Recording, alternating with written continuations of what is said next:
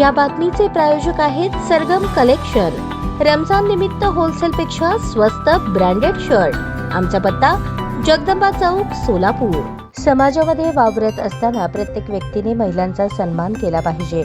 त्याची सुरुवात आपण स्वतःच्या घरापासून करणे गरजेचे आहे। मी पंढरपूरमध्ये पहिलं मल्टीप्लेक्स सिनेमा थिएटर सुरू केलं। त्याचं उद्घाटन करण्याकरता मी अनेक राजकीय मंडळींना निमंत्रित केलं होतं, परंतु उद्घाटन मात्र माझ्या मातोश्रींच्या हस्ते केलं। धाराशिवमध्ये घेतलेल्या कारखान्याचं उद्घाटनही मी आईच्याच हस्ते करून कारखान्याची सुरुवात केली। आपण जर आपल्याच कुटुंबातील महिलांचा सन्मान करायला लागलो तर सर्वत्र त्यांचा सन्मान वाढेल, असे मत माढ्याचे आमदार अभिजित पाटील यांनी व्यक्त केले। दक्षिण सोलापूर तालुक्यातील बक्षी हिप्परगा येथे राष्ट्रवादी काँग्रेस शरद पवार पक्षाचे प्रवक्ते महेश माने यांच्या वतीने आयोजित राष्ट्रमाता जिजाऊ महिला रत्न पुरस्काराच्या वितरण प्रसंगी आमदार पाटील बोलत होते। यावेळी वैद्यकीय क्षेत्रात कार्यरत असणाऱ्या मोहोळ येथील डॉक्टर स्मिता पाटील, शिक्षण क्षेत्रात कार्य करणाऱ्या पंढरपूर येथील उपक्रमशील शिक्षिका संध्या काळे, आपली नोकरी सांभाळून सामाजिक कार्यात ठसा उमटवणाऱ्या आरटीओ इन्स्पेक्टर अमृता देशमुख यांना राष्ट्रमाता जिजाऊ महिला रत्न पुरस्कार देऊन आमदार अभिजित पाटील यांच्या हस्ते सन्मानित करण्यात आले। यावेळी माजी उपमहापौर राजेश काळे, पुणे महानगरपालिकेचे सहाय्यक आयुक्त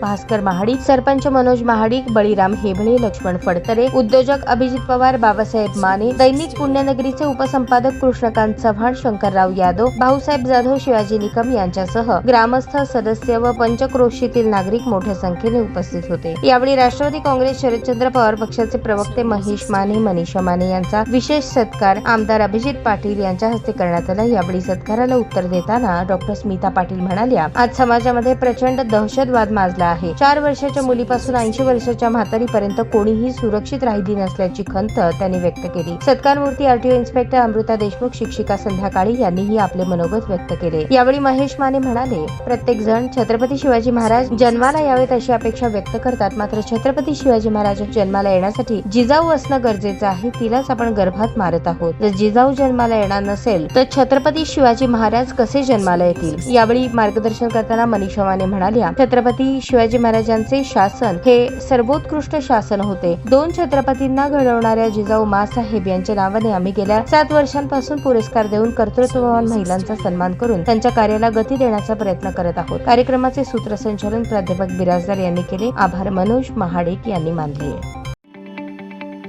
ताज्या बातम्या पाहण्यासाठी प्राईम महाराष्ट्र न्यूज चॅनलला सबस्क्राईब करा।